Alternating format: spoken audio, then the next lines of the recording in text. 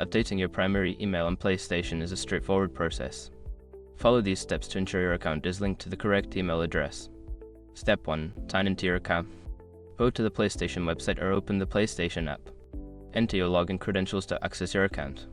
Step 2. Navigate to Account Settings. Once logged in, look for the Account Settings option. This is usually found in the Profile menu or under Account Management. Step 3. Select Email Address. In the Account Settings, find the section for Personal Information or Account Details. Click on the option to edit your email address. Step 4. Enter new email. Input your new email address in the designated field. Make sure to double-check for any typos to avoid issues. Step 5. Confirm changes. After entering the new email, you will likely need to verify it. Check your inbox for a confirmation email from PlayStation and follow the instructions provided. Once you have completed these steps, your primary email will be updated.